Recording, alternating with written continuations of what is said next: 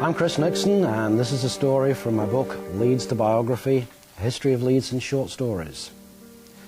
Mr. Thoresby's Curiosities.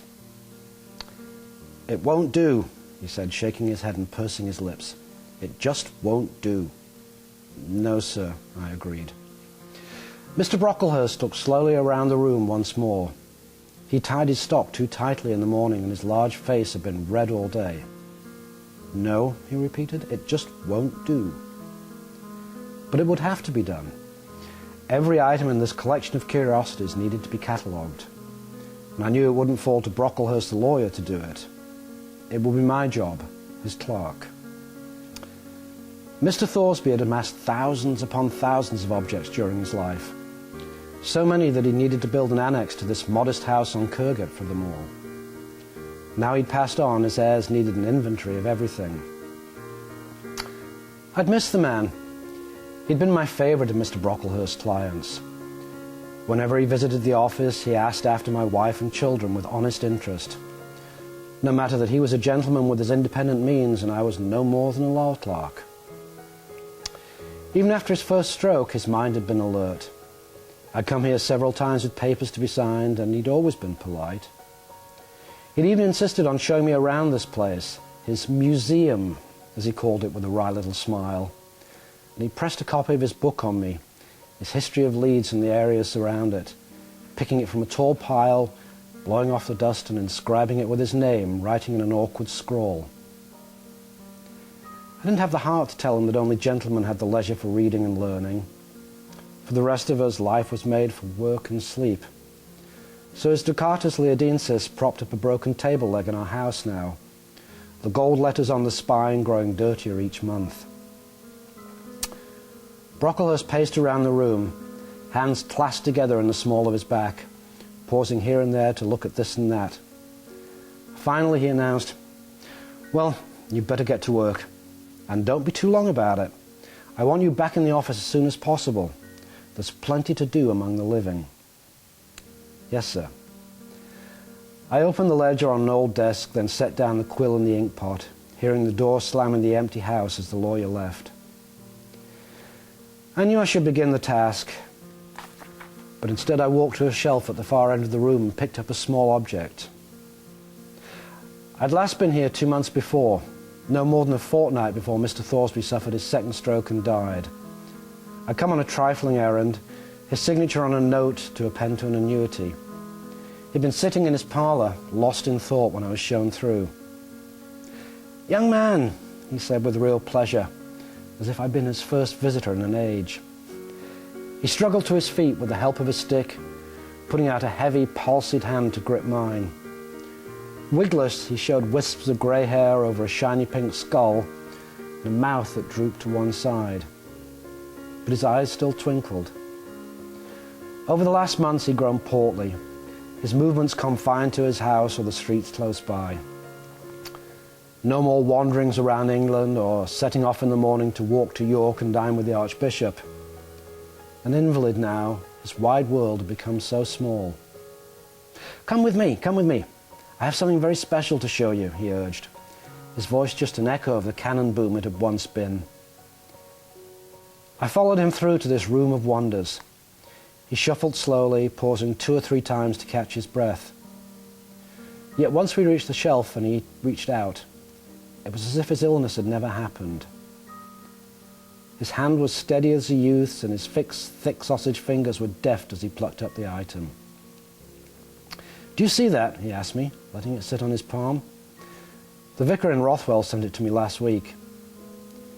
He displayed it like something precious, but I had no idea what it could be. I wasn't like him. I had no knowledge of these things, no chance to learn. My only schooling had been letters and numbers before I had to earn my place in the world. It seemed nothing more than a piece of sharp stone.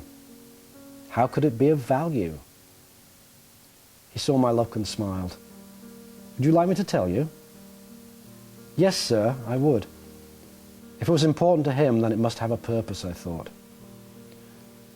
Long ago, before there was any Camberdunum or Leodis or Leeds, long before anyone thought of a town here, there were people in this country. It wasn't the chiding, strident tone of my old schoolmaster. Instead, there was enjoyment in his voice, sharing these things with all the eagerness of an enthusiast. Where did they live, I wondered? In caves, perhaps, or out in the open. We don't know that yet, he said with a small sigh, as if he was disappointed that he'd never learn. But they hunted. They had to, for food. And they possessed spears and arrows, we do know that. And clubs, I suppose, he added as if it was an aside to himself. This young man is an arrowhead made of flint. Once he told me I could discern the shape of it, the point at one end. It was delicate, crude yet carefully worked, and I marveled at how anyone could have made that so long ago and that it could still be found like this. Just imagine, Mr. Thoresby continued, that a man might have killed many animals with this arrow. Perhaps it ended up in some beast that escaped him. Or maybe it was a wild shot he never found again. Or, he winked at me, he might simply have lost it somewhere. We replaced the arrowhead on the shelf and we returned to the parlour to finish our business. Since then I've thought of it often. I told my wife about it, but she paid it little mind. Seeing an arrowhead wouldn't put food on our table or clothe our children.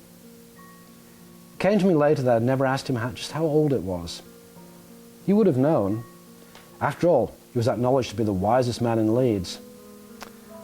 Now, though, he was interred under the choir of the parish church, his widow gone to live with one of their sons. I lifted the arrowhead very carefully, astonished that something with all this weight of years on it could be so light. I ran my thumb along the edge and gasped out loud to discover it was still sharp enough to cut the skin. How long had it taken to fashion something like this? What tools had he used? Suddenly I had so many questions ringing like Sunday morning bells in my head and no one to answer them. Furtively I looked around, as if there might be someone spying on me. It was a ridiculous fancy, of course. The house was all closed up, the shutters pulled tight, the air inside stuffy, still holding that old, desperate smell of disease and death that tugged at the nostrils. Then I took out my kerchief and gently wrapped it around the arrowhead. Another glance over my shoulder, and I tucked it away in my coat pocket. No one would know. No one but me would count all the curiosities here. To give you a little background, it would probably be impossible to have anything claiming to represent Leeds without including Ralph Thoresby in some way. He was a truly remarkable man. He was one of those amateurs who, the type doesn't exist anymore. He had a mind that was curious about everything. He certainly did have a museum at his house. It was filled with all kinds of things, and it was so large that he did have to add an annex to house everything. He died in 1725, and that was 10 years after he'd published Ducatus Leodensis, which was his definitive, the first history of Leeds. It covered all the areas around it, the families, the natural history. A few decades later, his collection of curiosities that had been passed into his family were sold off, auctioned off. And these days, his memory is honoured by the Thoresby Society, which is the local history society for Leeds. And if you go along Kirgate, just near the market, between Vicar Lane and Briggate, look up and you'll see a blue plaque showing where he used to live.